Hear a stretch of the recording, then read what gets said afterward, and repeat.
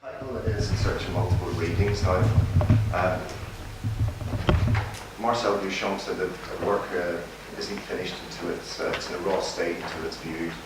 However, how it's viewed, especially with modern work, is very much dependent on the viewer. So my take on it is a lot of work is you see later on is interactive or is very subjective, so you can read it as you want. Now, there's something quite important. That yesterday I came up on the train, and the day before planning getting the ticket, I found out that there's an exhibition on at the Henry Moore Foundation Institute, which is pretty monumental. So I managed to catch that. It closes on Sunday, and as students, I know you're busy. Some of you work, some of you having to put extra time into your studies, but you really, those sort of level, that kind of quality of exhibition, you shouldn't miss it. It's on till Sunday. Please don't miss it, because there's one piece, the Andy Warhol Silver Clouds. I've seen pictures of it for 30 years, and read about it and thought, what would be guff? And when I saw it yesterday, I actually laid down on the floor and looked at it. It's spectacular. There's also some very interesting other artifacts that are on display in that exhibition that you should see. And not only should you see them, but you should talk about them and see what you get from it, and also hear what your colleagues get from it, because that business of multiple readings is very informative and can help you out. Also, what I'm going to do. Sorry, where did you say that was exhibited? It's at the Henry Moore Institute in Leeds. It's on until Sunday.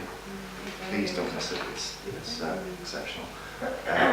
Give each of you, well, not maybe each of you, only got 23, but pencil and a bit of paper.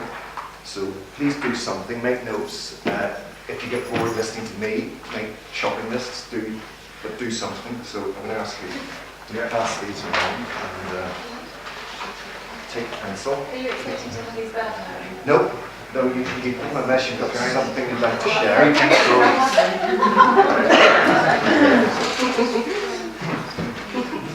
But have a pencil, can you get? Yes, as I say, any notes you like, and also if you'd like to interrupt, there's something that's burning. Often you forget questions that you might like to ask later, then please do just interrupt me. Also, as you find out, you can use your voice. You don't need to put your hand up. You can you just interject whenever you like, just to make things clearer. Now,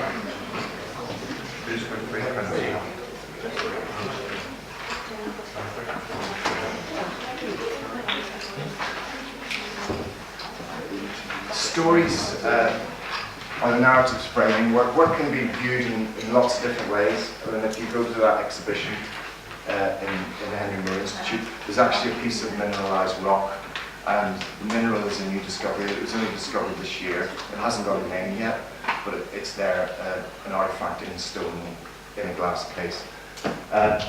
So there's all sorts of stories about that. Why was it not discovered before? What are they going to do with it? Who discovered it? Who displayed it as an artwork? There's all sorts of things. There are also pieces of jade from China, for about 5,000-year-old artifacts, beautifully made. Again, the stories behind that. We don't know what they were called, why they were in the graves with the bodies, but it's something you can reflect on and think about.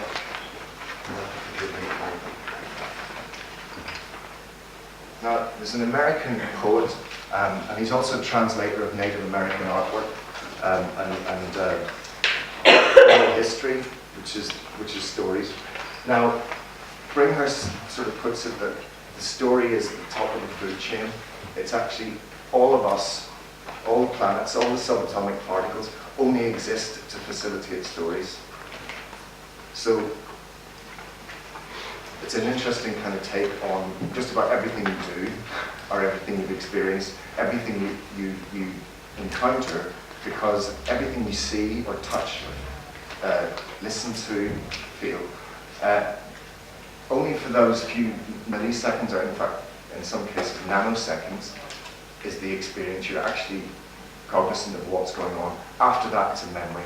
Now, memories are, as we know in court cases, 3 people saw the same thing happen. They'll all have different versions of that. So the importance of the story is, well, at Bringhurst's, if you buy into that theory, then we are only here to facilitate them existing.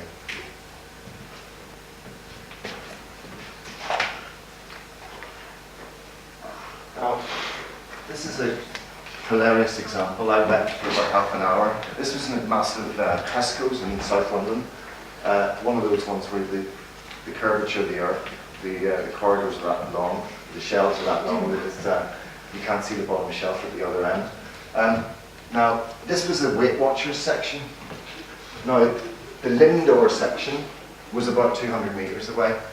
So how that got to be there, there's all sorts of possibilities. Was somebody playing a joke? Was somebody having a rack of dietary guilt? But again, it's up to you. And how you read that is completely, each of you will probably have a slightly different reading, and you will invent a slightly different story.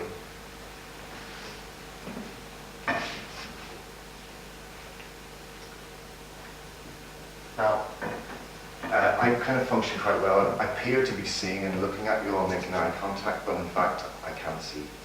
I'm registered blind. So this is the chart on the left is what I used to see. It's actually not that good anymore. That's flattering of the eye chart. So I function very much with spatial memory and also with mental imagery rather than looking very clearly and very acutely at something. So that's where I'm kind of at. But as I say, that the figure on the right, slightly flattering. The business of the stories and travel, I think travel is a great metaphor. It's also a great time for reflection, looking out a train window or a bus or walking. It's a time that you kind of chew over what you want to do and what you want to think. Now there's also, I won't go into this because it's a bit too convoluted, but the whole business of travel is a great way to tie things together. It's a time that we use to reflect, maybe not so consciously. But a lot of my work, I use travel as a device. This is a series of work. It ran in parallel with making a set of photography works and a film documentary or a film travelogue. But there were no artifacts or people filmed or photographed. It was just shadows. So the shadow is the protagonist. It's pretty much a reflection of what I see. It's all a bit mushy, and until I get to know you well, I won't know that it's you unless I hear your voice. But more often, seeing your gait is how even someone that had a radical haircut or clothing change, the actual way they move, unless they're kind of Russian ballet dancers, everyone walks very differently and moves very differently. So that's how I identify things. So this set of work was a travelogue throughout Southeast Asia. And again, it's that business of how you read and the story that you attach to it.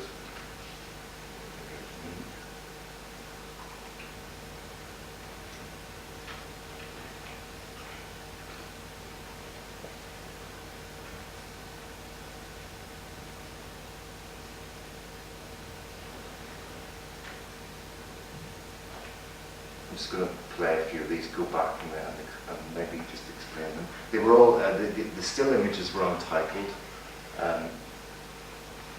and just given digital file numbers as they appeared on the camera. So I'm a bit reluctant about untitling.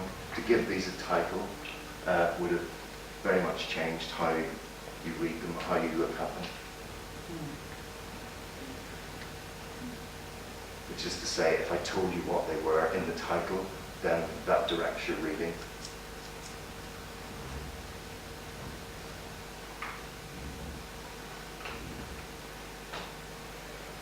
that's a still from the film. I was going to try and play you a little excerpt.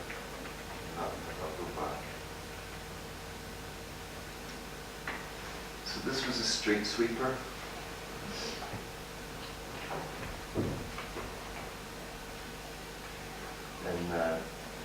Actually in downtown Bangkok.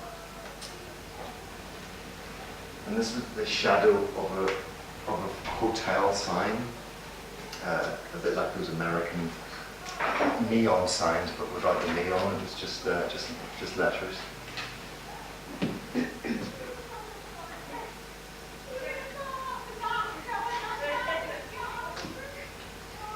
And this was a man holding a pet monkey who was very badly behaved in southern Laos. There's quite a lot of these, but the monkey used to get up to all sorts of no good and pinch things and break stuff. And that was quite well behaved at that moment.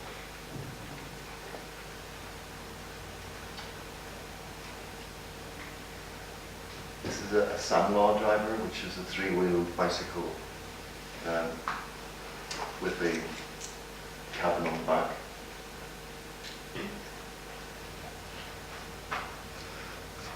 Now, this is a substation on telegraph poles, which are quite ubiquitous, but this is just blown up.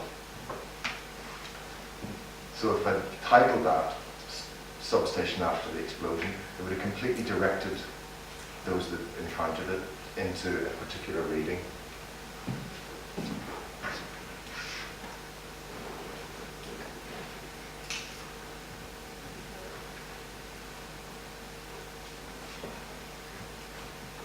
And this is a dog in a temple that lived, the number of dogs and chickens lived in this temple, and cats.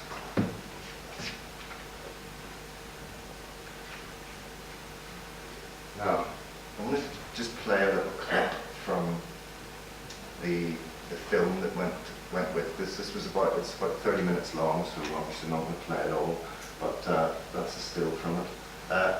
And as I say, it was travelling from the Burmese border through Thailand, Cambodia into Laos, and then unfortunately had to stop because my mother died, so we didn't get to.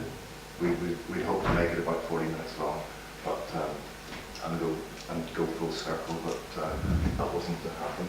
So I'm going to just bear with me, and I'll try and play this off for you.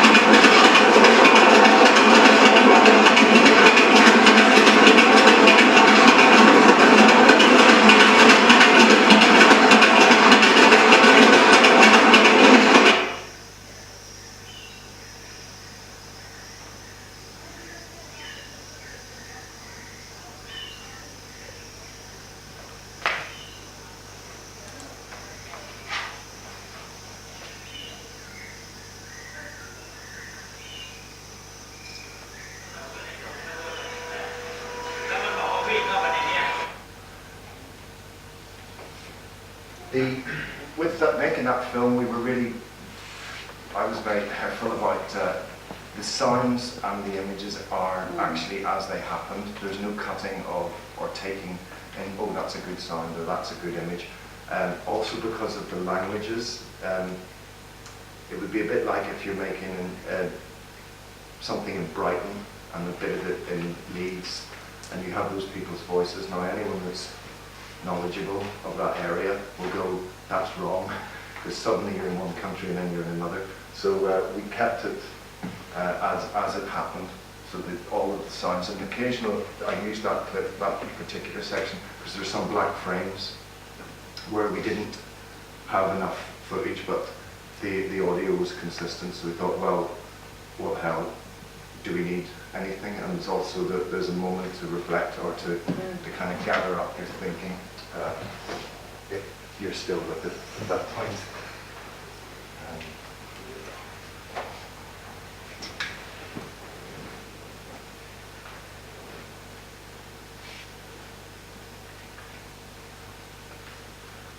This was a still. We made a film in Bihar in India in 2009, which was the solar eclipse, which is the longest solar eclipse for the next 220 years. So we thought we'd better catch it because we wouldn't likely get the next one. And this film was again another railway journey, just looking out the window in a first-class compartment. Thanks. Great, but these dots. Sort of pixelation is a sun screen, so the landscape's just passing by. Another one, another travel film was, this was just day after my mother's funeral, and it was making a train journey that I was very familiar with, so all I did was set the camera to point at the table, and you get the reflection on the table of the shadows of the passing landscape. It's silent as a sort of reflective tool. I'm going to play that a bit later when we get into conversation, because it can just be a bit of wallpaper. This was the just before totality of the eclipse, and it's one of those things where you budget, you get your kit, you got your timing, we rehearsed it, we were up at 5 every morning doing practice shots. The idea was that the cameras were all set, the aperture and the shutters were all set. So we started off very, very dark. It went through the eclipse. Then, as it came out the other end, it bleached. It actually went to white, so the cameras were completely overexposed and went to white. And it was a sort of an analogy of sight loss. People think of people that can't see anything being in blackness, but it's not anything like that. It's in grey, with other things going on, mental images coming in and out. But I'll talk a bit about that later. But this was one where it all went wrong. We managed to get it, but it wasn't what we planned. The microphone, which I'd spent £1,000 on, broke the night before when we were changing the batteries. Two of the tripods broke. One of the cameras just wasn't having it being set. So it was a bit of a nightmare. We were in complete and utter, inconsolable at the time. It turned out it wasn't so bad after all, that we did get the stuff, but even best laid plans can go horribly wrong, but they can be salvaged.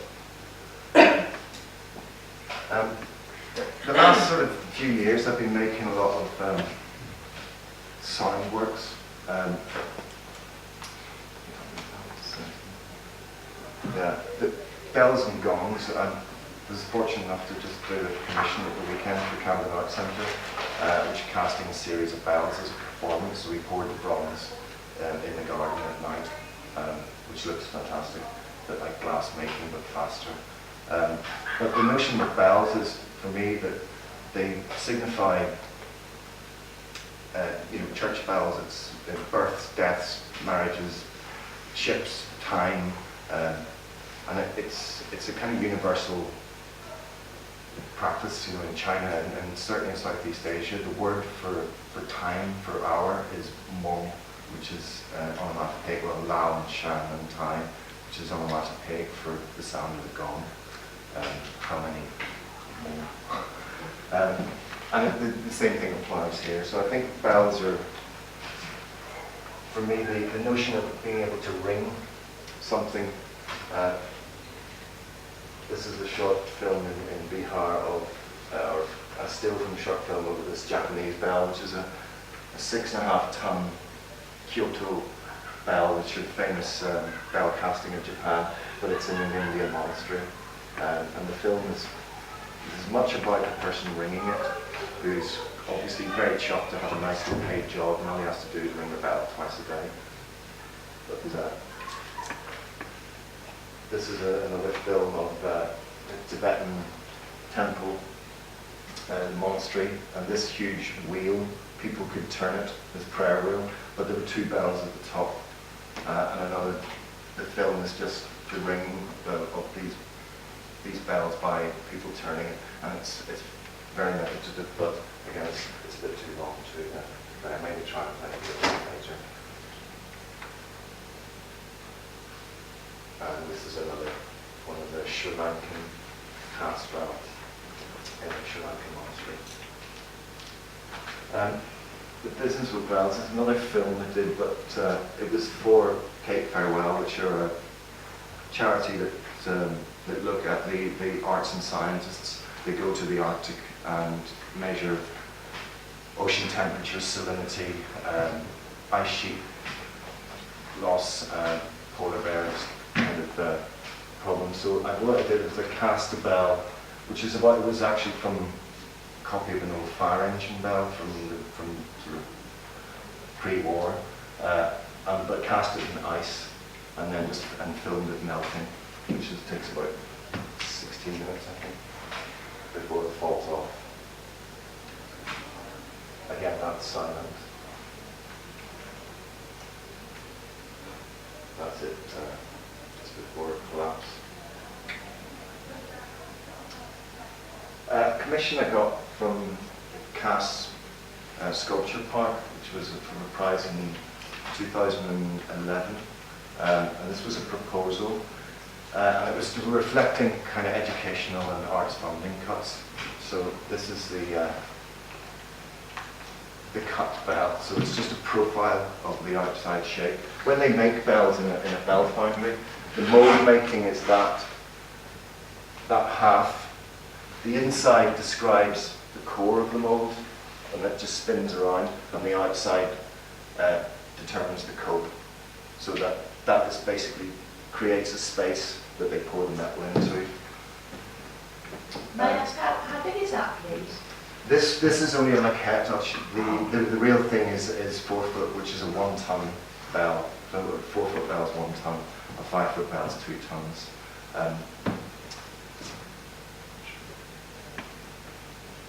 Now with this one, because of the notion of cuts, when you spin this, it sort of has the appearance of being a bell, but it's definitely not.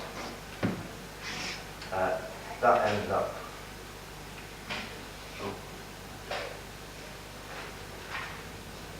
That's it in situ. I actually managed to make 3 of them because the budget was quite generous, and I thought, well, why make 1 when I can make 3?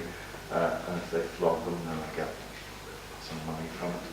This one's the first one, which is this is at Chelsea College.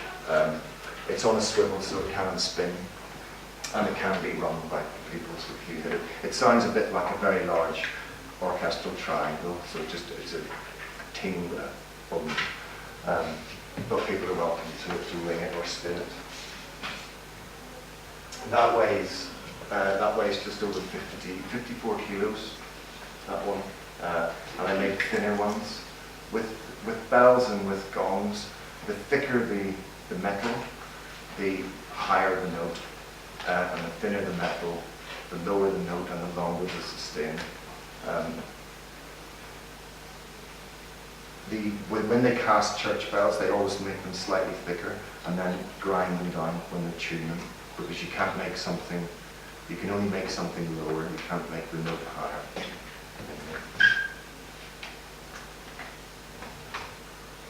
That's it looking like. Now, second last commission I had was at Camden Arts Centre, and they asked me to do stuff for the garden. It was from I was shortlisted for a funded residency that I didn't get, but thankfully they invited me to commission a sign piece for the garden. The thing with something like that, novelty in a garden, I thought very much about kids, because they're going to be getting around. So I made one large piece and then hid lots of small bells and gongs in various bushes around. So this was a drawing of it. In the previous frame,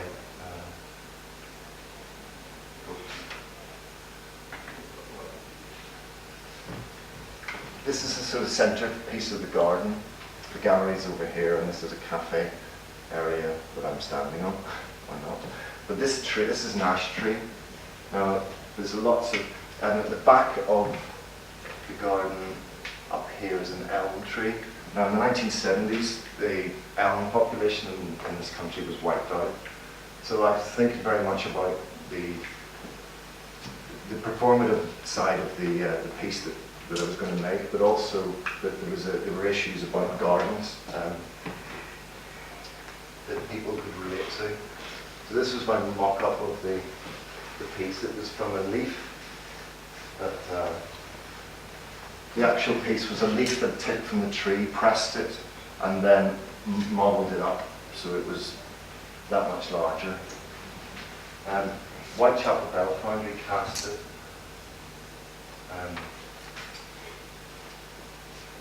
So I put some letters in, or some text. Now, there's probably nobody here old enough to remember Trumpton, but when the fire station was mustered, there was the characters Pew Pew, Barney McGrew, Cuthbert Day, Grub were assembled. There was somebody old enough. Brilliant. So the text that I put in was elm, thrush, butterfly, bee, starling, sparrow, ash, which was a kind of reflection for people that were ancient enough to remember the Trumpton rhyme. But also, all of those species are kind of under threat since the 1970s, certainly from the elm, and the most recent is the ash tree, which could be catastrophic because it's the most populous tree in the country. Starling, sparrows and thrushes have been pretty much annihilated. Apart from habitats being taken away, domestic cats seem to, I talked to the RSPB about this, cats are seen to be helping their extinction. Bees and butterflies were pretty much everyone knows about. But there are a lot of things in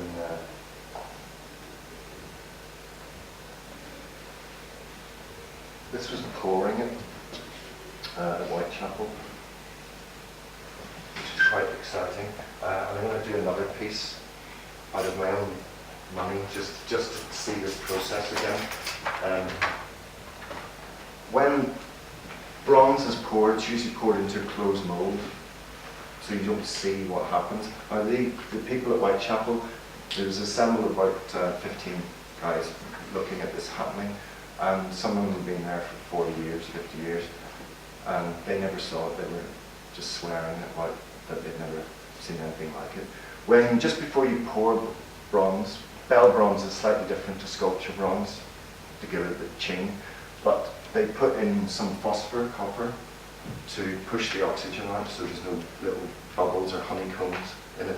But when you pour that in, you kind of have a Doctor Who type thing going on, where this surface of molten metal has an atmosphere, and it has thunderstorms, literally thunderstorms. So you've got these explosions of blue and green clouds, and you see the shock waves. So the next piece, which I've squirreled away some money to make, is just to make it so we can film that happening. As I say, they hadn't seen it ever, because they never see that amount of molten metal in an open space. And this was, again, about just over 50 kilos. That's it hanging in situ in the garden. It was supposed to be come down at the end of the month, but thankfully they've asked for it to stay a bit longer, and they're going to put it into their inventory so it will get sold, which is for me great, so I'll get some money and maybe get another job out of it. And this is somebody ringing it. Excuse the sound quality about this, but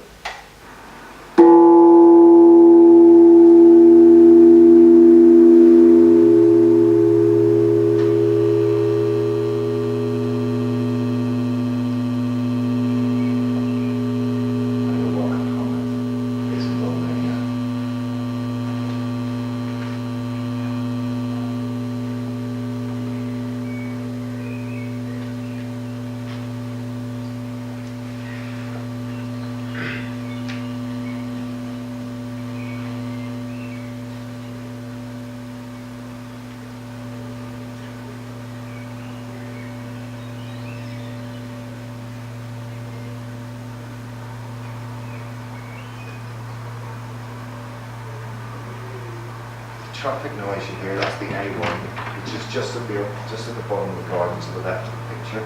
So there's an awful lot of noise. And if you start to do some sound recording, you'll realise how much your brain shuts that noise out. I think that may have been a bad recording that I've attached to the image because it doesn't distort.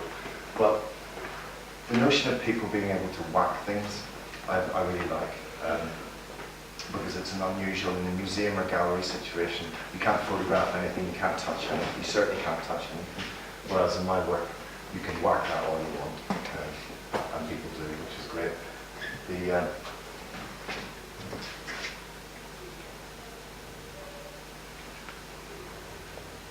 Some other bells I made with, again for Cape Farewell, which is they were interested in upcycling and recycling, and I managed to get about 20 kilos of 9mm bullet shells and cast them into these two bells. One was quite thick, it's a very high note, and the other's quite thin. These were offcuts of railway sleepers that were about to go into somebody's wood-burning stove that I managed to salvage because they're beautiful bits of oak. So it was all of that stuff as raw material cost zero. Unfortunately, with bullets still have a tiny little bit of explosive residue in them, so when they went in the furnace, they started to pop out. And then a slightly OCD founder who was going bananas that these bullets were pinging out of the furnace just before they left it. Bit of a laugh, but I don't think he let me back to do anything like that. This is another set of bells. Again, all identical molds. The previous two were from a particular mold. These are identical in size and shape. And it was in an exhibition. This was the first manifestation. It was hung more delicately the next time. But each of the bells are slightly different thicknesses, very slightly. So some of them weigh about 6 kilos, some of them 8 kilos, sort of in between that. So they all have a different note, and they're just played by the wind. And that sort of refers to the East Asian notion of offering little hanging bells in a temple, which is a good wish for somebody that's either ill or dying or whatever. But again, the wish is it's completely up to you to how you want to read that. Also, you could, if it was a calm day, these were within reach, so you could ring them as you like. This is another piece which I'm trying to get Chelsea College to buy, which is in the garden, and it's a cast. It's about 65 kilo ship's bell, so it's quite big. My notion was purely sort of greedy. They have functions, they rent that space out. They've got a very posh old military hospital, and they rent it out for weddings and bar mitzvahs and stuff like that. But in the garden, this was the notion for this is that it was used to either get people to start speeches or to round people up for their dinner or for drinks or whatever. So the pressure, it's been there for about 2 years, and it's actually quite pretty now because it's this ivy. It's completely overgrown, so you can't see the structure that it climbs off. It seems to pop out of the ivy. So again, that's something that a particular lump of metal, and I thought this was a way of maybe getting some cash in the future. That's all important. Another set of things that I made, which I need to re-exhibit, they've only been shown once, is singing bowls. Often named Tibetan singing bowls, but there's no such thing. Tibetans never made them. The Nepalese and Bhutanese, Sikkim, and certain parts of West Burma, and the singing bowl is a meditative tool. I don't know if you've ever played with one. Most of them are beaten from brass. Occasionally you get a cast one, but my singing bowls are made out of the poshest metal that you can make. Down metal from the when you have them in a room together, so they were on plinths. There's about 2 dozen of them. They ring each other. So when you ring one, the other starts. It sets the other one off. So there's an interesting notion about bells. There's a Japanese proverb that sort of says that the sound of the bell is the bell listening to itself. The sound of the bell ringing is the sound of the bell listening to itself. Bill Fontana, and this stuff's online, he is a sound artist that does lots of big installations. He recorded a lot of the Kyoto bells, and you saw one earlier, huge, absolutely massive things, but recorded them when they weren't ringing. So they actually, the sound of voices, the sound of traffic, the sound of trees, birds, actually makes the bell ring. Those sound waves are making it change. It's a really nice piece of audio. Well, the video online. If you want to look that up, and his name is Bill Fontana.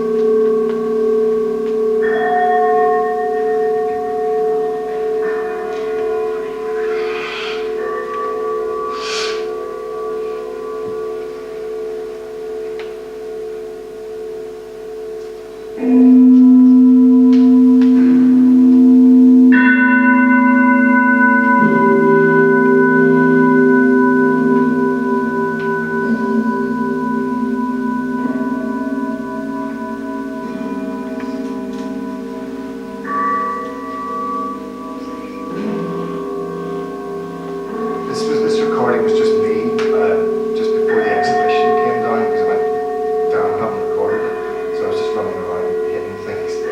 Whereas if there had been a number of people playing, and then that interference would have been much more apparent. And these ones range from about kind of the size of a little soup bowl up to so something like a washing basin, from about 1 to 35 kilos each. Now, the business of stories I was started off with. This was a series of work I made.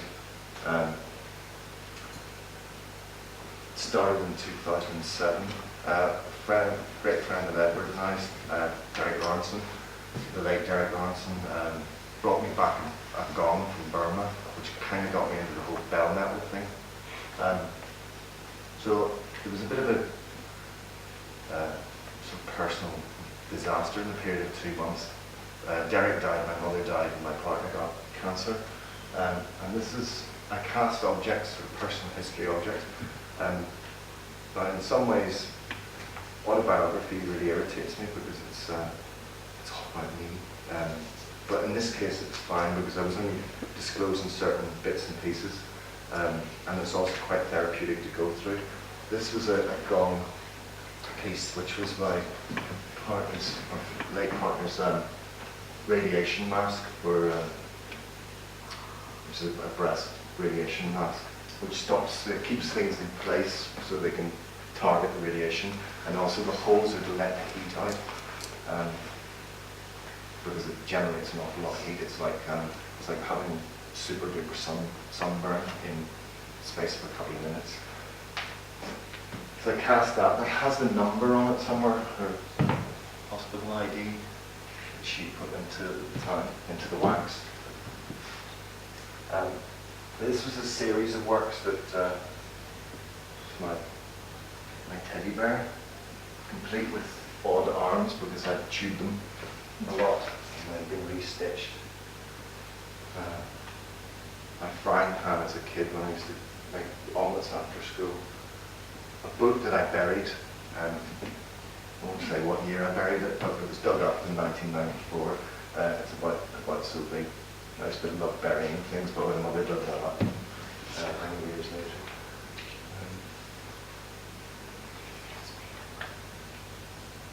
So I'll ring.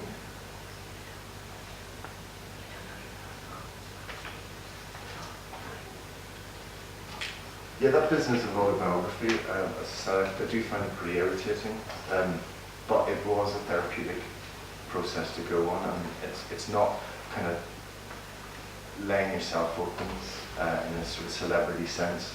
It was just objects. I'm sorry, there's a few others that I should have put in there. My mother was a painter, as I had a painting palette and some of the pictures and notebooks. Again, these were hung in the silent reading room of the library, which was great fun. The librarians actually liked it as much to see how people responded differently. Some people would maybe just touch it with a fingertip, and other people would pick up each piece, had its own clapper, and whack them to blazes. This is the pouring of bronze bits. Again, more bell bronze. So these are a series of paintings of the Iceland landscape. I started off with a Google Earth image of Iceland and thought, hang on, I'd really like to do that. So it's a topographical view, but looking straight down on them.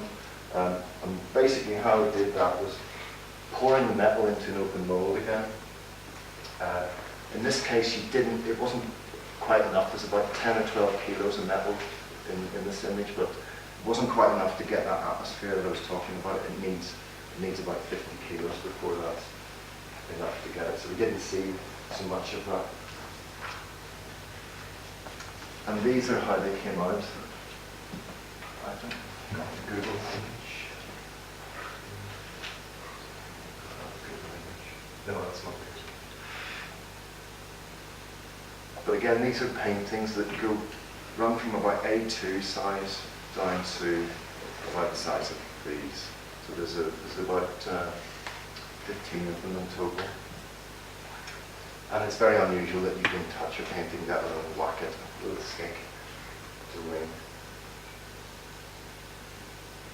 But the kind of really disconcerting thing was this image, and I'm sorry I don't have the original Google Earth image, but it's almost identical, which was a sort of super accident. I was really pleased with that.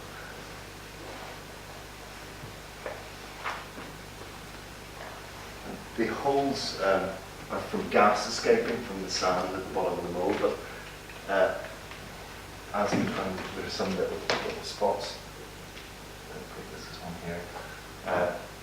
But that's pretty much the Icelandic landscape. It's geysers and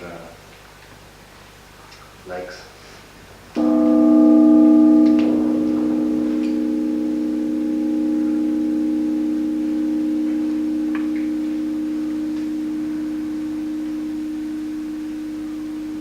So again, the business of the multiple reading is that very unusual to be able to go and hit a painting, but for it to make a sound as well, it kind of increases that potentiality for reading it or getting what you want to think about out of it. Could be, I'm not in trying to convey my intention in the piece. That's not so important. The important thing is that there is an engagement with it and whatever people take away from it, either their own memories or their own kind of narratives or thoughts about what they might be able to do later. That's for me, that's the important thing with that. So not happy with just. I like making things, doing all sorts of stuff. Photography, wood sculpture, bronze sculpture, metal, glass. This was a piece that was commissioned by Hermes, the posh sort of handbag and scarf makers. And because they were paying for it, I made it out of mahogany. So this is a vaulting horse. Now, the notion of that was that the brief was to make a piece that reflected the horse. And because Hermes, the horse was our first customer, they made saddles. So anything they tend to commission as some sort of horsey related thing. So I took the notion of a vaulting horse as a kid because it always scared the dead outside of me, even though I was very tall. And just to scale it up. So if I was standing under it and I'm sort of 6'3", I'd come to about this height. So it'd be pretty much impossible to get over this box. Again, when you get things that other people are paying for, you can push the boat a bit further in terms of using material. Now this piece of work, I had to keep it for 3 years because if they wanted to use it for exhibition or whatever, shop decoration or promotional material then.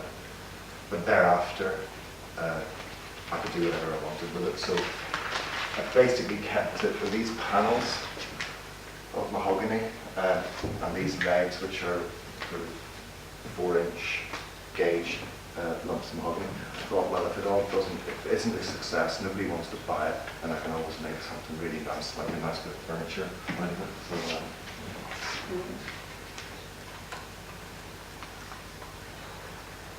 this was a public sculpture. Again, people think of commissions as being, oh, fantastic, you can do whatever you want. But often the client, in this case, it was at the site of the old Wimbledon football ground, which was sold up and converted into housing. And it's just behind this piece is the River Wandle, which is a chalk stream. I was asked to do it because they thought, oh, you make some sound sculpture, but the local authority, the developer, the health and safety officer, they just were absolutely no sound whatsoever, can't be tolerated. So even though it was quite a way away from the site, it was quite away from the dwellings, they weren't having it. So effectively I had to make a piece of architectural furniture, which is what I consider this to be. Not a great success, but it's okay. It fits the bill, it does what they want, they're happy. Sometimes you have to make work that you're not particularly bothered about. Did manage to get a sneaky one in. I cast a little bronze bird, which has been edged since. And also the ends of these, like scaff planks, they had copper returns. So these are all highly polished copper. This picture doesn't get it because the sun, you need to get the sun smack on it to get that sparkle off it, so you get really reflective surfaces. And the height of the piece is about the height of the top of the screen. So it's just over 8 foot, and it weighs about 3.5 tons. It was made from railway sleepers. But again, it's that thing of people think if you get a commission that's sort of 15,000 quid's worth of work to make, then you realise that you're actually in a corner and you can't do what you'd like to do. And I couldn't make a reference to the brief was, it had to be connected to the river. it couldn't be about a football club because somebody else I knew was getting a bronze commission to do a history of the football club a few hundred metres away. So it had to be about the river. The Merton Council, who were co-client on it, which I didn't discover until we were halfway through building, their kind of council logo is a water wheel, albeit much more simple than that. But the mayor liked it. These are some of I used to paint and draw a lot. I started to draw again, but when I lost my eyesight, I should maybe go back a bit.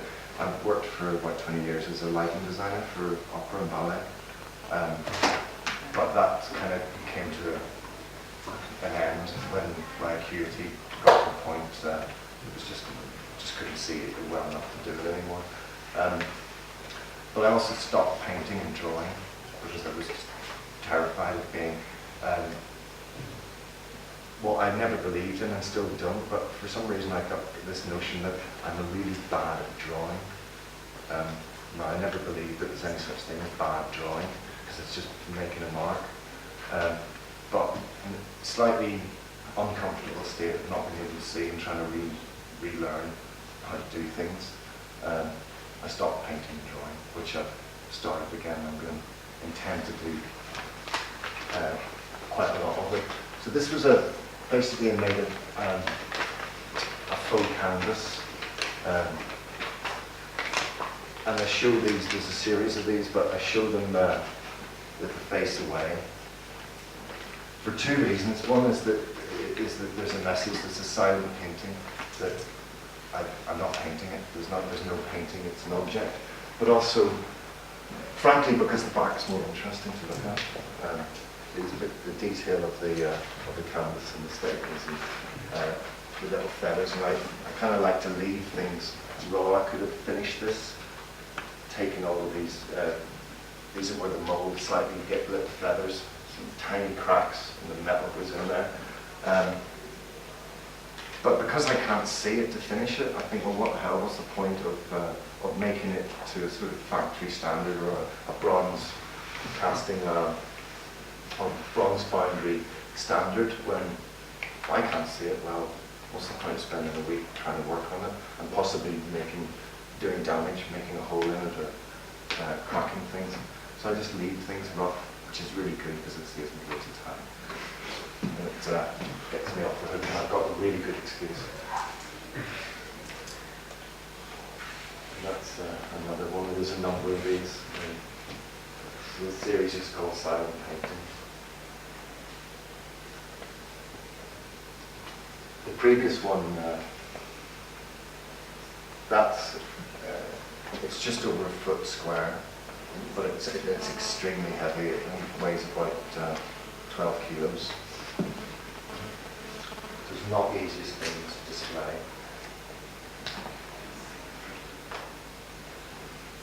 These are some other bits and pieces of, again, being commissioned to do things.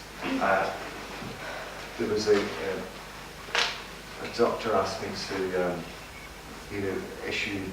He said he wanted to make a piece of work that, or pieces of work that related to kind of a relationship between him and his mother that had been always slightly edgy, loving but edgy, and it took me a very long time to come up with something. So this was.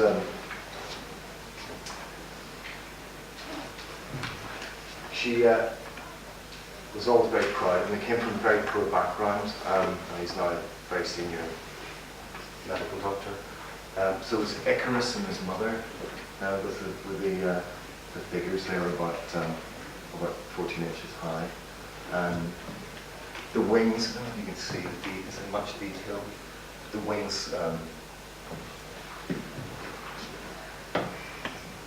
very detailed. I was going to.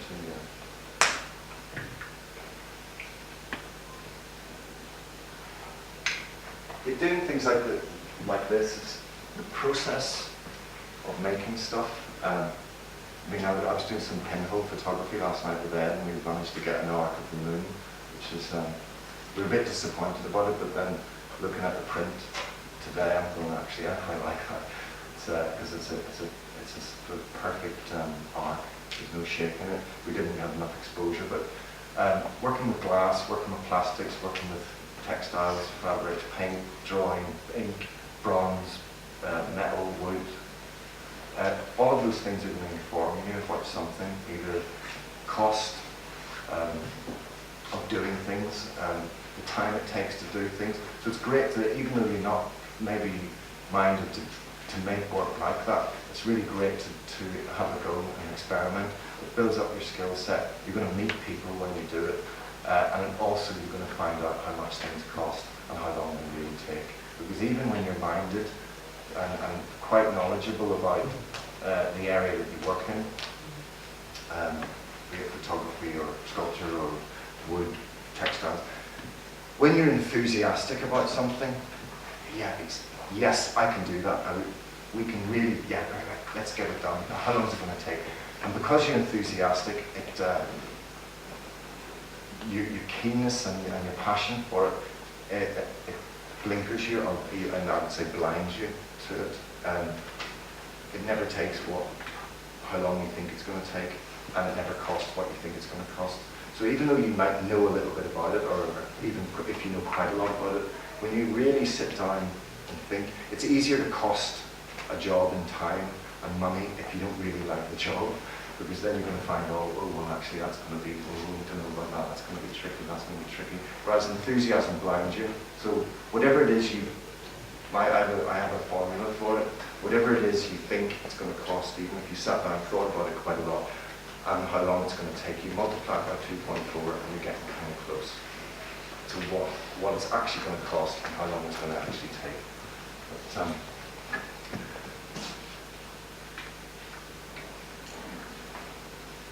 now, I did a PhD at Chelsea, which finished about 2 years ago. No, just a bit less than that. Now, PhDs are a bit of a lonely occupation. It's your material, it's your area, it's your subject, and you're going to try and corner it and own that little area. But research, by its nature, I think it's something that every one of you do, whether you're a foundation student or you're a PhD student, or even postdoc, whatever. You're carrying out research. Now these guys, Albus and Skolberg, the book's called Reflexive Methodologies. Don't bother reading it because it will drive you around the bend. But this is my summary of the book, which has become quite popular and finished by a few of my colleagues. And it's how do you identify what it is you're doing? And now this can be about research, can be about clinical. I do some clinical stuff for European Medicines Agency and a medical charity as well. It's a little kind of spin-off from vision loss, and drug development. But anything, science, arts, history, it's why are you choosing this material? Why are you picking this out? You don't need going through this sort of process. You don't need to do it with anybody else. It's about being honest with yourself, because we're really good at, the artists particularly are brilliant at lying to themselves and deluding themselves and letting enthusiasm seduce them. So why this material? What am I doing? Why am I doing this? Why am I looking at this area? Why am I looking at this material, this subject, whatever? So you have to answer that question and answer it honestly, almost like in a therapeutic, in a sort of in a psychiatrist's chair or whatever. You've got to be absolutely honest with yourself, or you're going to end up. It's a bit like a ship that's 1 degree off course, but 1,000 miles later, that's a big distance away from where you're meant to be. So why the material? So then, the questioning dialogue with the material is just getting to know it, and getting to know, are you being seduced by something? Is it a fetish? Is it something that's particularly turning you on about, I love that material, I love this subject, or I love, and what are those reasons? I mean, really have to dig deep into your own head is, why am I why is this material, and what is it doing for me? What's our relationship? So it's not just the reason for you starting, but also what your relationship is. Now, the third point is probably the most tricky, is hidden power. Again, it's this business of things that seduce you, or things that get you to tell fibs to yourself. What is it that's really, what's really making this work? What's making me work, and what's going on within the subject or within the material, within our relationship? So those power things, and I'd be really interested, because it's hard to summarize a whole book in 4 steps. Well, it's actually 5 steps, but I'll come to that in a minute. Then you have to find your voice. Is it a written voice? Is it you describing what it is you found out, your findings and your analysis of those findings? Or is it a piece of artwork? How are you going to print it that big? Are you going to print it that big? Why? How are you going to do it, and why are you going to do it like that? Where are you going to show it?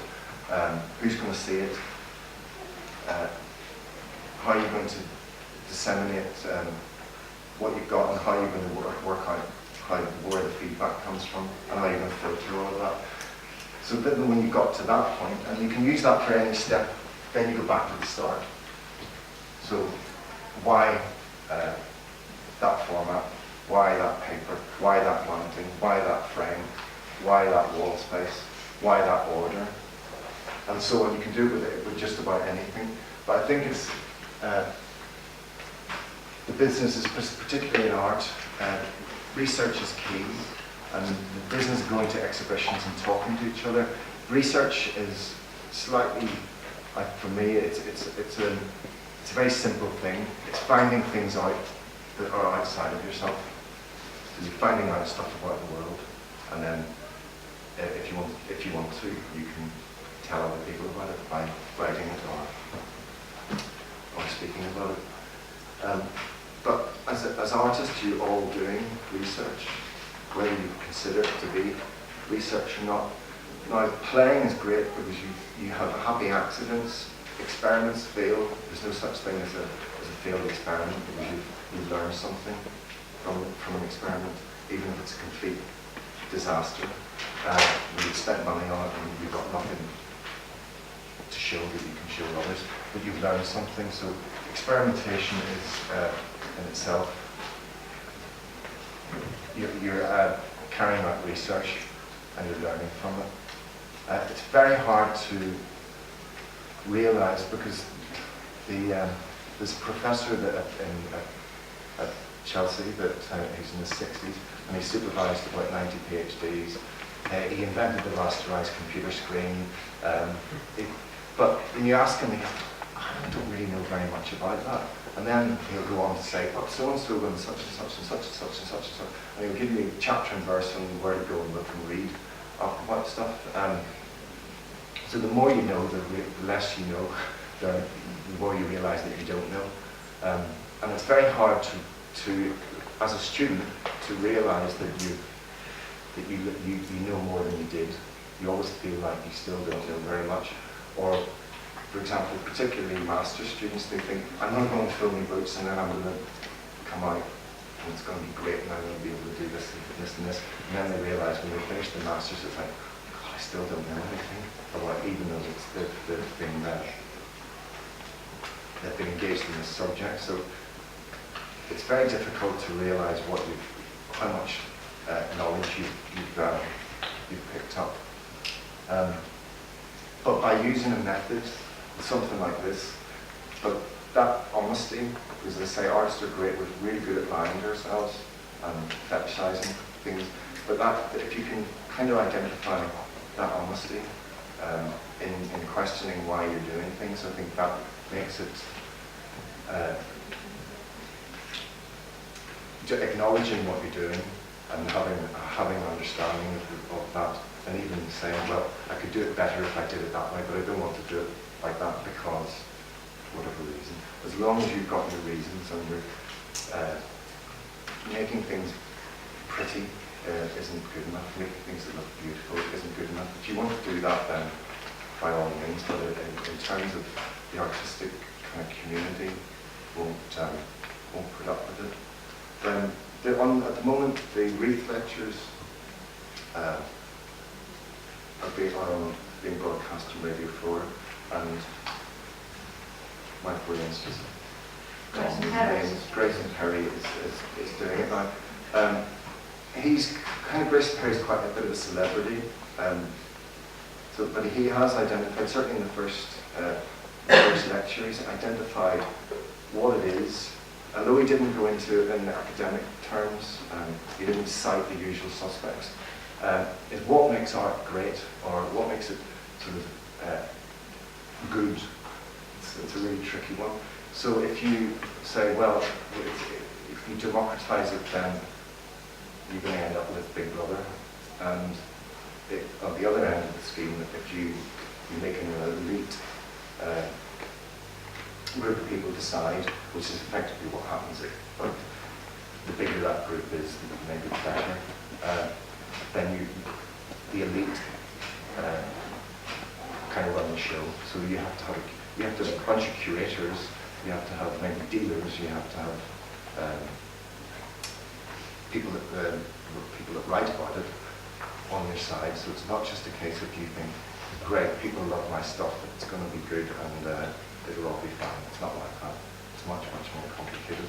But it'd be worth listening to those. I mean, you can get them on iPlayer or podcast or whatever. But it would be worth listening to the Wreath lectures this year. Although he doesn't cite, I mean, it's very, very straightforward. He put, as he calls it, medium and lowbrow. But that's very much part of his take on his approach to things, and he sort of fosters that personality thing.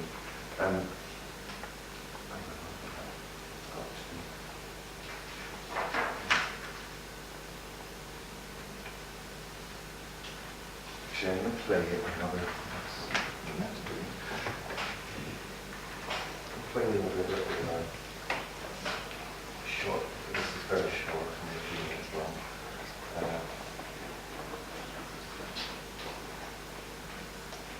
This is the first film that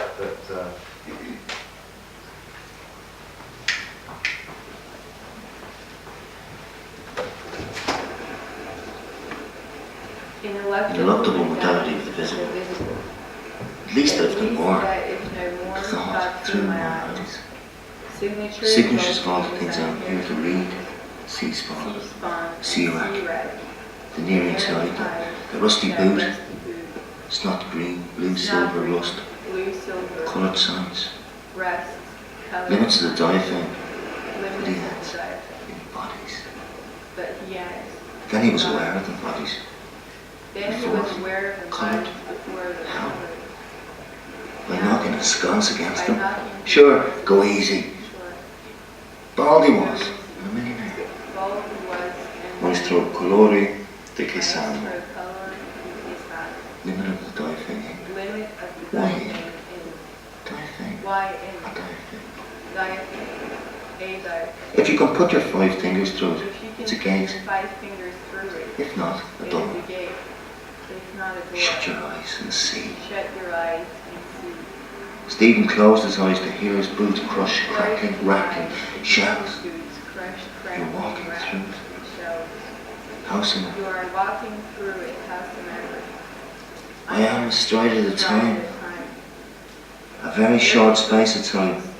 Through very short times of space. 5, 6. The national anthem. Exactly. That is the Open your eyes. No, Jesus. If I fell over a cliff that had beetles over the base, fell through the needle under, ineluctably. I'm getting on nicely in the dark. My ash sawn hangs at my side. Tap with it. They do. My 2 feet and his boots are at the end of his legs, even and under. sounds soft. Made by the man that had lost Americas. Now I'm walking to eternity along Sunderland Strand. Am I walking into a Crush, crack, crick, crick. Wild scenery. Crush, Dominic Daisy cans them out. creek, creek. Would you come to Sunderland? Wild sea. Madeline the Mayor. Dominic Deasy kens the man. Rhythm begins, you say, I When hear. it comes to Sandy Mount, Madeline the Mayor. Rhythm begins, you see. I hear a cataleptic tetrameter of I am marching. No, a gallop. Open your eyes now. I will. Open your eyes now. It's all I that will. sense. One moment. If I open them forever and then black, If I open and then forever to the black I will day, see if I can see. but See now. I will see if I Then can all the time without you. see Never now. shall be. There all the time that and ever shall be. All the time.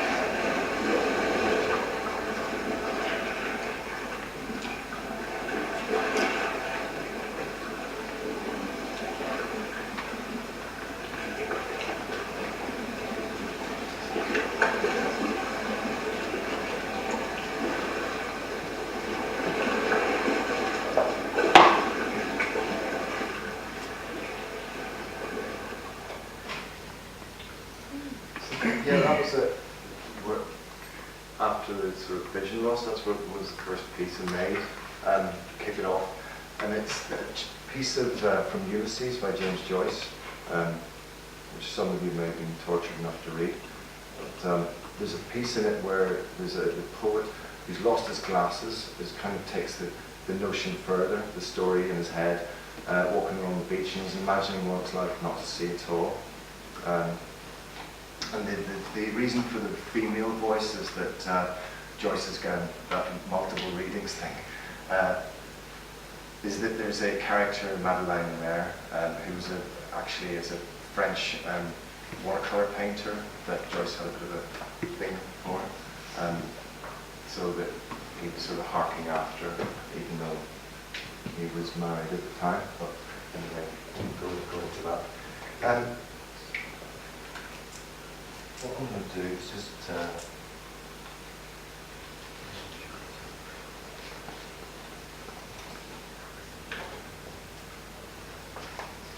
there's a couple of things. The business about kind of research and working out and being honest with yourself. The great thing about a kind of artistic or design endeavour is doubt. And if you don't have doubt, then I think there's something wrong. Like either with your state of mental well-being or your ego is obviously the size of the entire planet. There's again,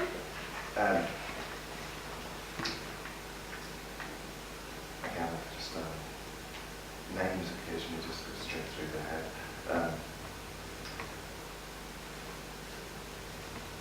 You can sort of take doubt to its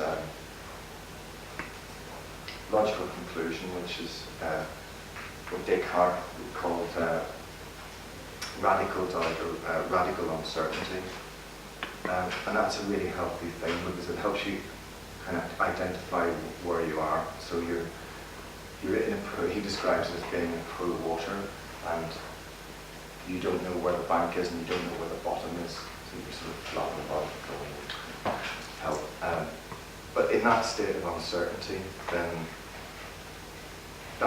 the next step in terms of achieving things is finding your feet. So getting into the water, going towards the shallows, and your feet can touch the bottom, that you've actually got somewhere to put your feet. You know where you are, and that reduces doubt by a long way.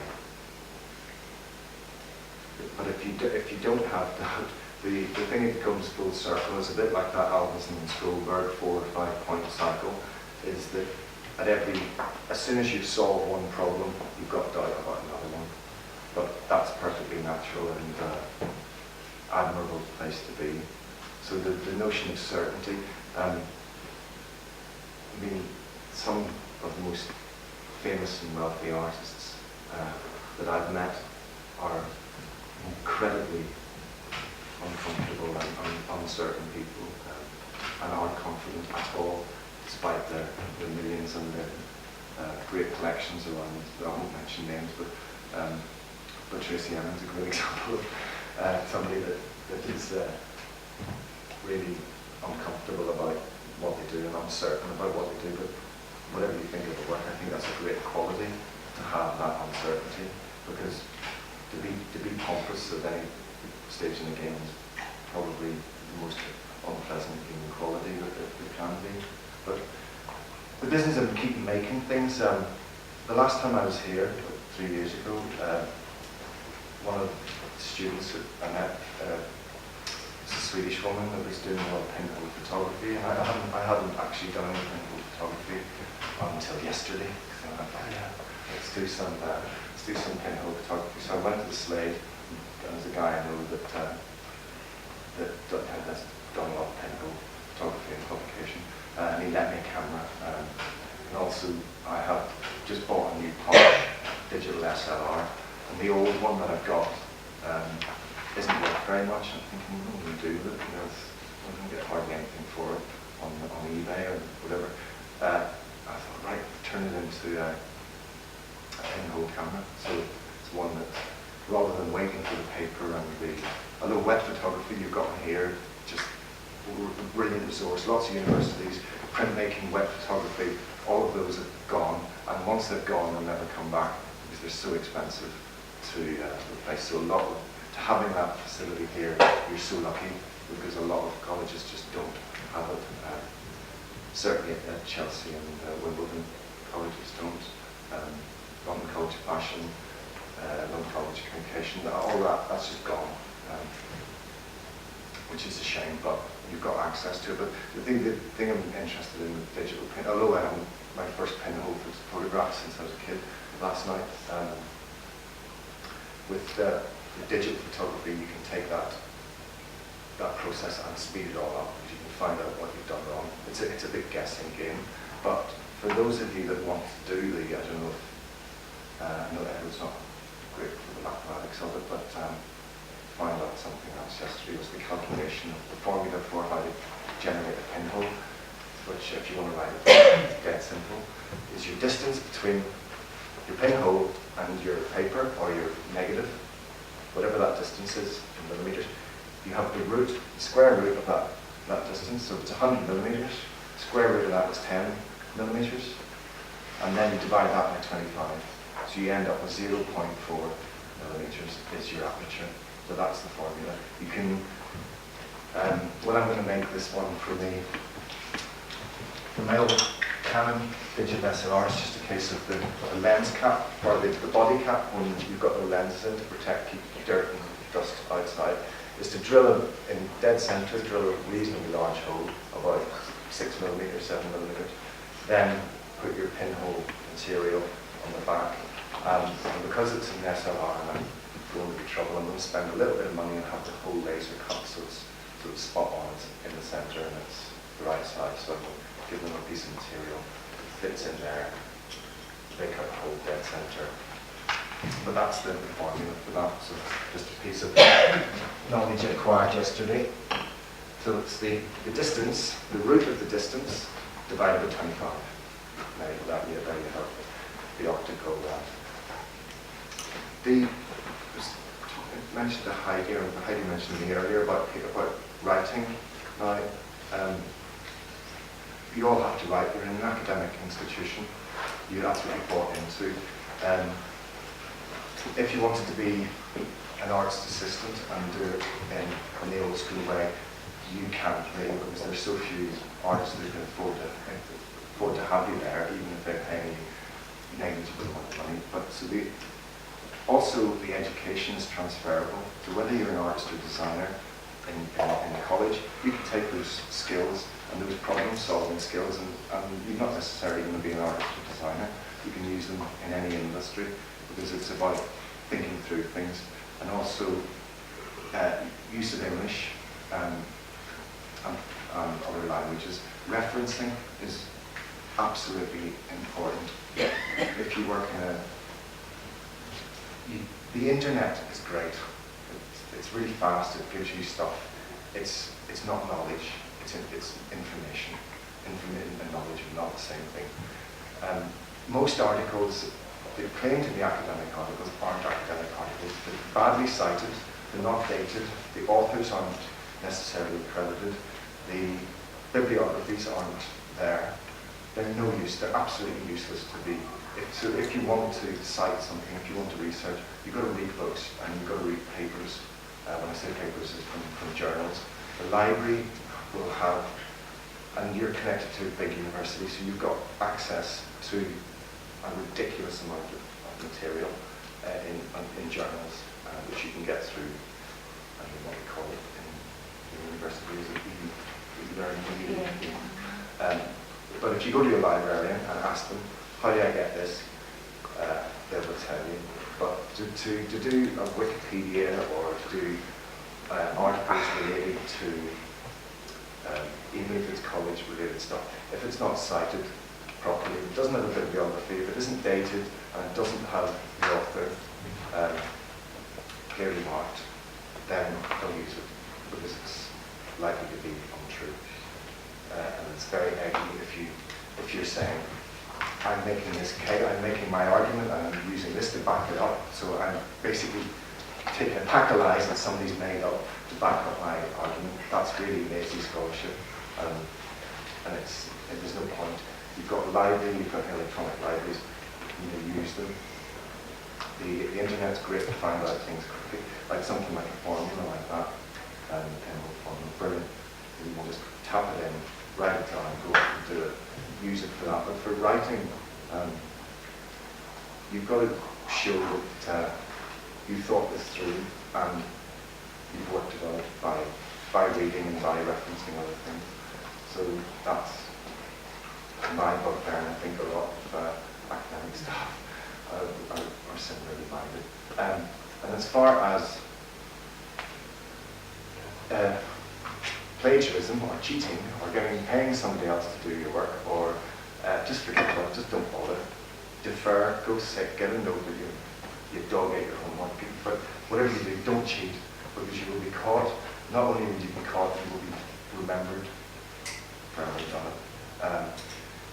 And in this country, like committing criminal offences, those are indelible marks. You can't undo it once you've done that damage. So it might seem like, oh well, I just didn't have time, or I'll just slip a bit in.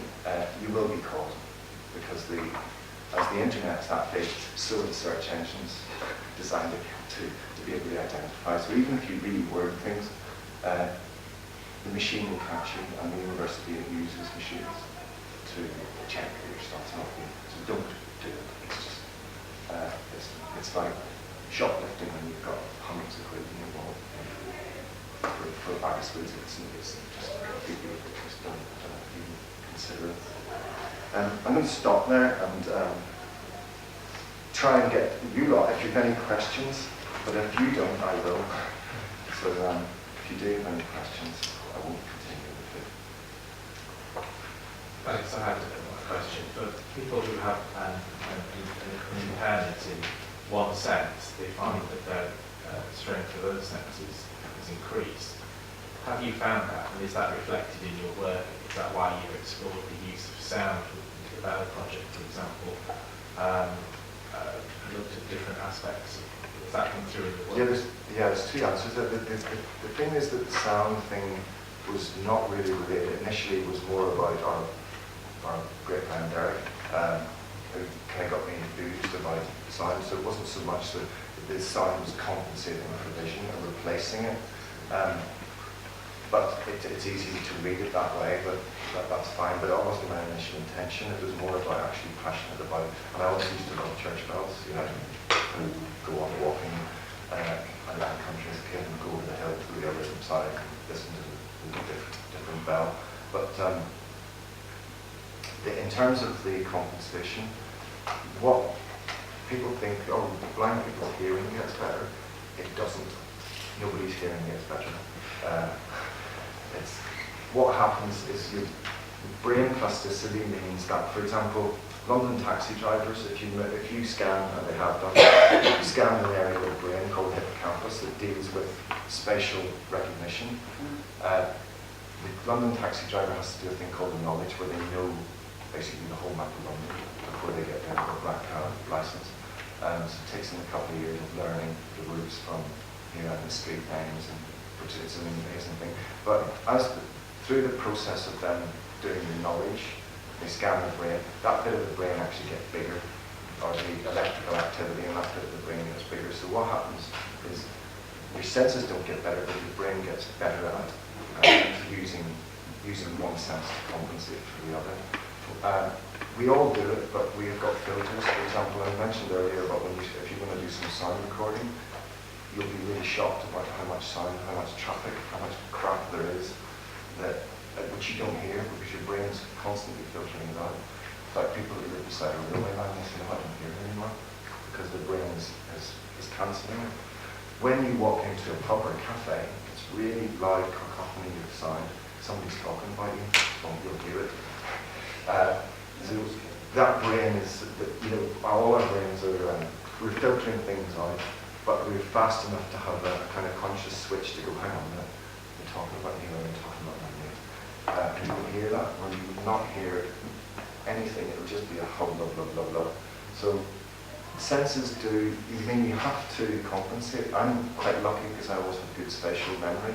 So if I've been somewhere, then I'll remember how to get back, or if I find myself somewhere, oh yeah, no, it's that way, and 3 blocks up.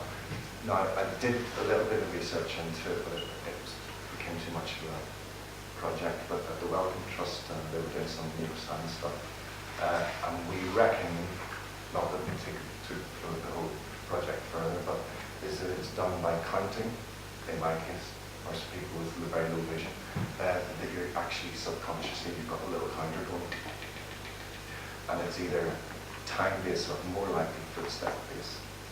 So if you're walking, and if you walk quickly the first time, and you're walking more slowly the second time, your brain will still be able to go, that was 100, but this time it will have to be 150 steps because of the time that's taken. So we've got all sorts of little subconscious things going on that are helping us deal with this brain plasticity, which is that changing of it. So there is a difference. For example, I'm making false eye contact with you now. I can't see you. You think I'm making eye contact with you, so you can become accustomed that I'm talking to you. But, people that you may see that lost a lot of their vision as children roll their eyes around because they're picking up what little bits of field of vision they have, so they're operating like a scanner. Whereas adults don't do that because they know it freaks people out. It looks really. So our vanity kind of kicks in. There's very, very few people that have lost their sight in later life that do the eye rolling, scanning. They do it on the sneaky. They look away but they're actually scanning. But they'll be looking intently, thinking, yeah. But those are little tricks that people learn. Any answer? Yes. And if anybody's got anything else to... I was just interested, the bells that you were playing when you were playing that recording, just a bit of repetition of the 5 or 6 bowls. Yeah. To me, it sounded quite eerie, and I felt a little bit disturbed by it because it was quite a bit spooky, really. But you clearly like it, and I just wonder what do you feel when you hear those kind of noises? Is it a good feeling you get? Yeah, those noises aren't typical because the bowl they're played, so you get the notes. It's sustainable. There's 3 notes in a bowl. There's the hum note, which is the bass note, and then there's the one around the ring, which is the high note, and then there's another one around the middle of the bass note. So it's to get that note to the point where it stops, where it doesn't distort, and that's usually you can sit for ages, and it's a very simple note. Those strikes are more, kind of toys and epic chimes. They're not typical of if someone's playing a bowl. But you clearly like the sound of bells. That's Oh, and yeah, absolutely. all different sorts of bells. Yeah. So to you, bells are fun or happy things or. Well, they can be all of the above because they're what we kind of culturally grab universally as markers of time, markers of important events. The clock chiming to Big Ben, which is probably the most famous sign in the world. So yeah, I think they're kind of significant. They can be creepy, but they can also be really jolly. Wedding bells. Yeah, but I think also ominous because it's a little bit like you said, Big Ben is sort of like a good example because you've got the reverb on the last chime, and we often hear it at a time like a New Year when you're changing from one time to another, and you're moving from one era to another era, and it's significance of changing in your lifestyle, changing things that are happening. And passage from one thing to another. Marriage is another one, of course, isn't it? Death is another one. Yeah. So, I mean, Big Ben's a funny example because it's a really badly made bell, and Whitechapel would be the first to say because they didn't tune it. It was made by a committee,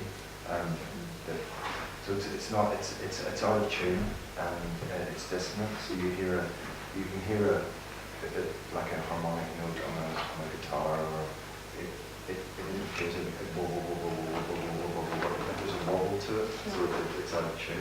But Big Ben, for people in this country, it's the news, oh no, what terrible things have happened today. There's a slight association with that, whereas in World Service, for example, people in Asia think of it as a timekeeper, whereas here we culturally think of it as a news item. So, yeah, I think it can be both happy, sad, but I like the notion that it can be so wide, right. You know, it can be so many different things, and that, again, that multiple kind of reasons. So it's like a multiple voice with lots of different messages. And lots of different readings. Wedding bells could be very happy for lots of people. So somebody could be listening to seeing wedding bells and not be very happy at all. So, you know, those things, it's very much about the reading.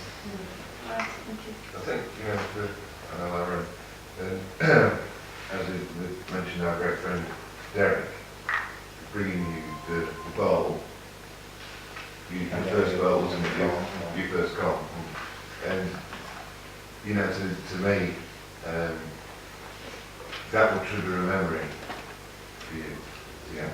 Oh yeah. Yeah. And so, but what I'm trying to say is that when you're working as an artist, that these personal things that happen to you can be transparent in many ways.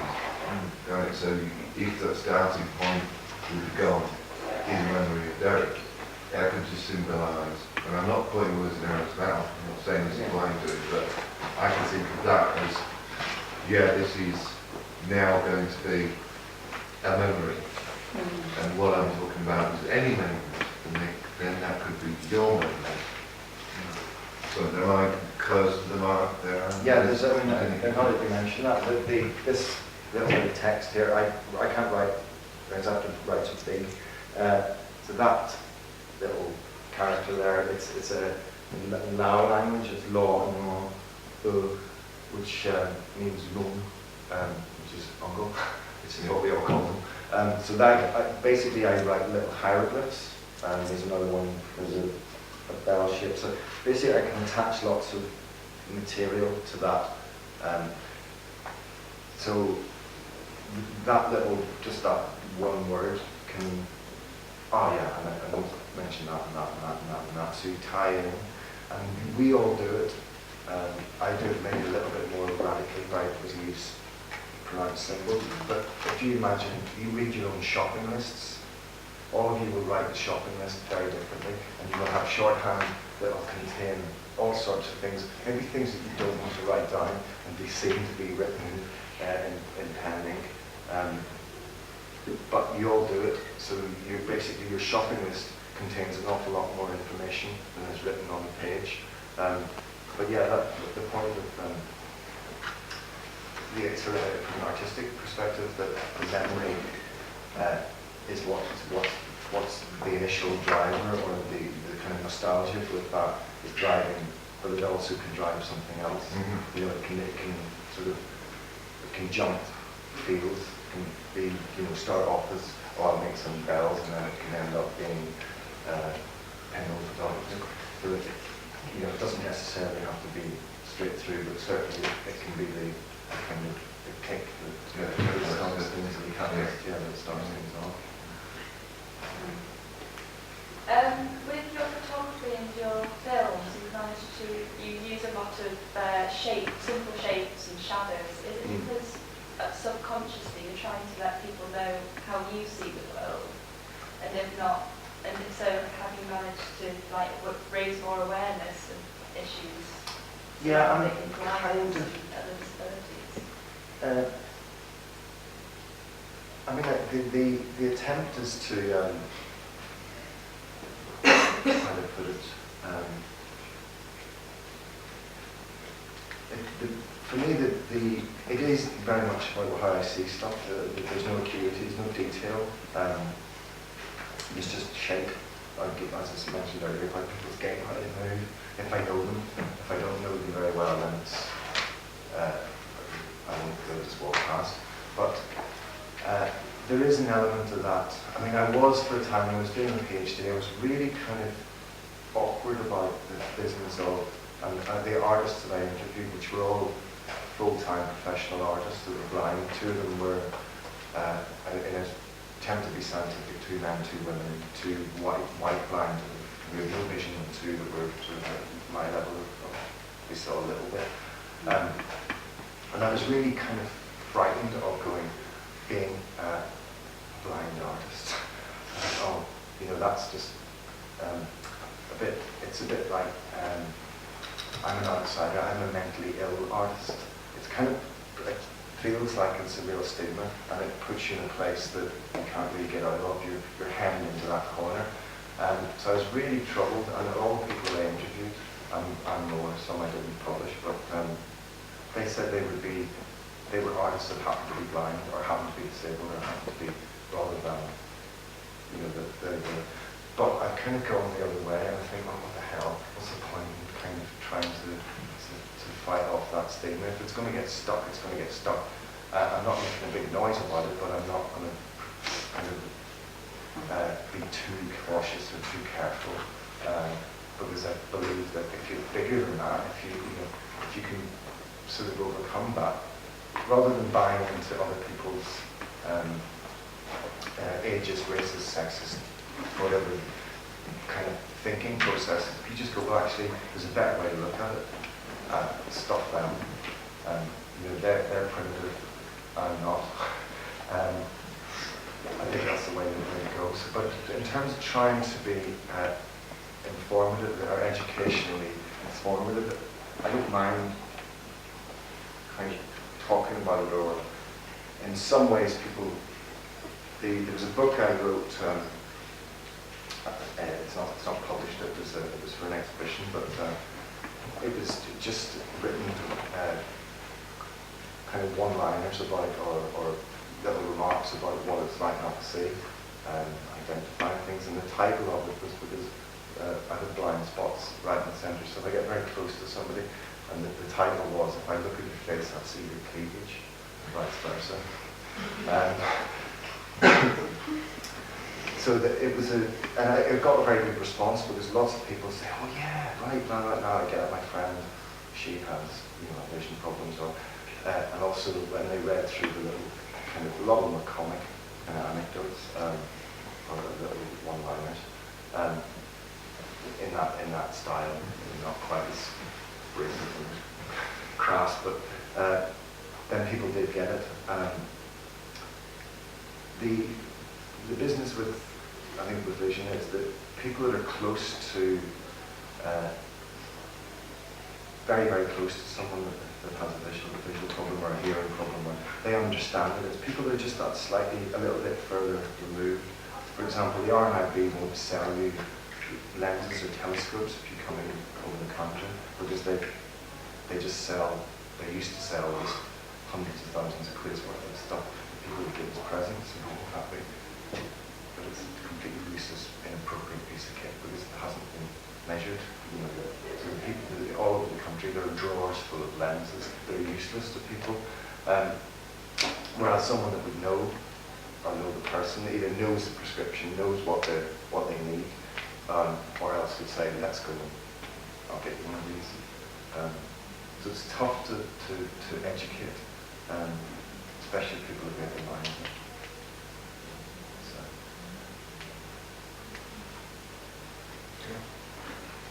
Well, I wanted to ask you, obviously you have some pieces about work that are specifically designed for people who can't see sound pieces. Well, they're designed for everybody. Done for everybody. Yeah. But they would, if you feel like suitable people who don't have any sight, because they They can can touch something, them, yeah. feel something. But you also have visual film that has to be for a sighted audience. So you are kind of got put in two camps, or possibly three Well, camps. no, I don't agree. I mean, for Alex, who I make pretty much all the films with, I'm just going to put works at Curtin. So when the film of the Shadow Travelogue was shown there a number of years ago, I think I might be. No, done. Excuse me, I was just going to say.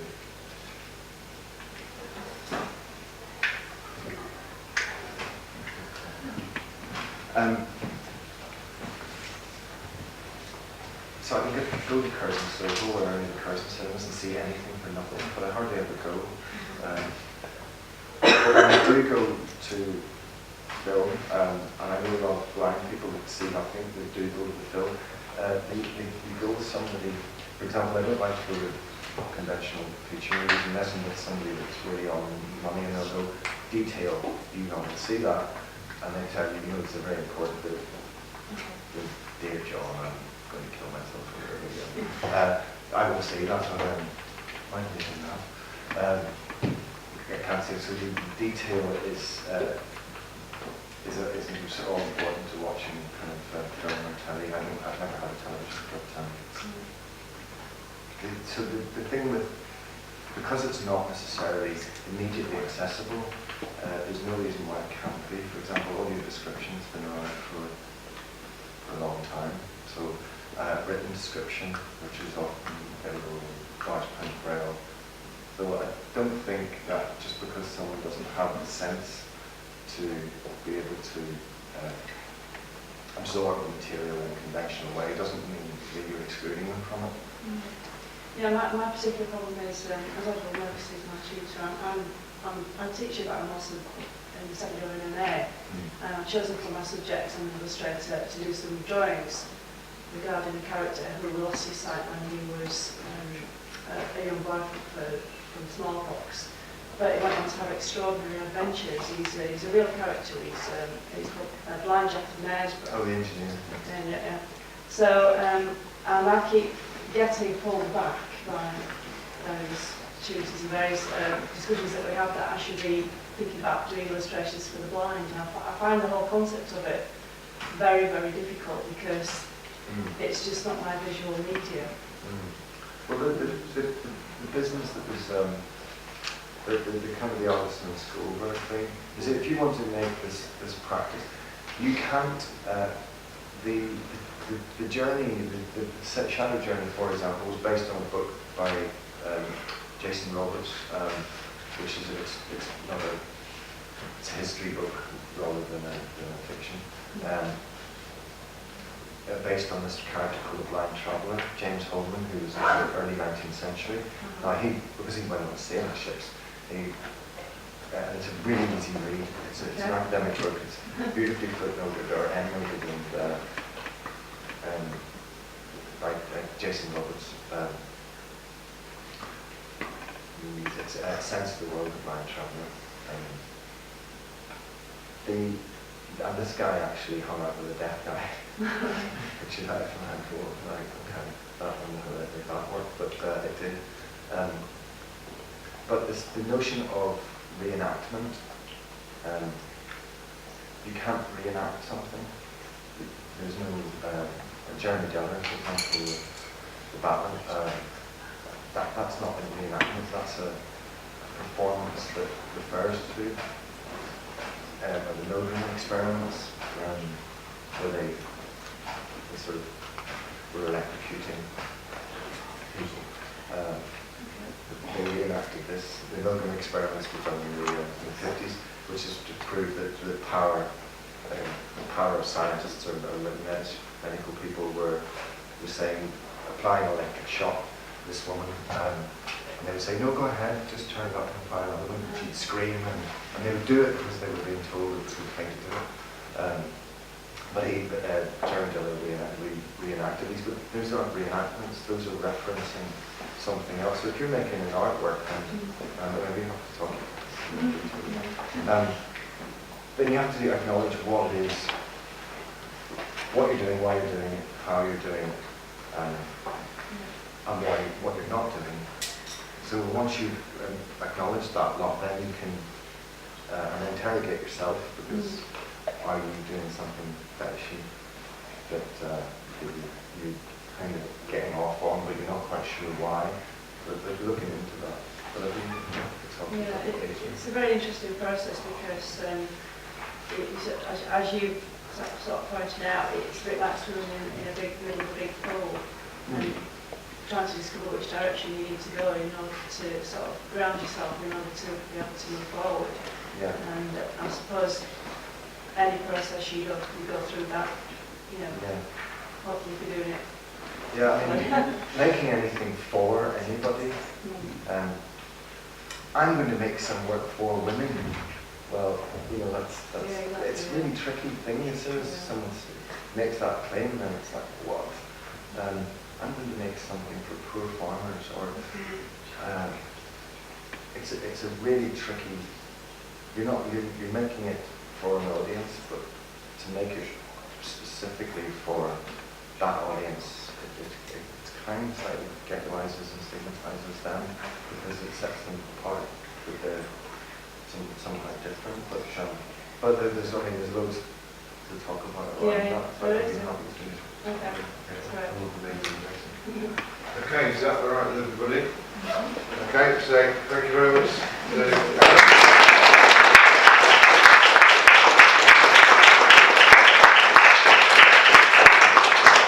Just as a matter of interest, did any of the lead in your pencils get used?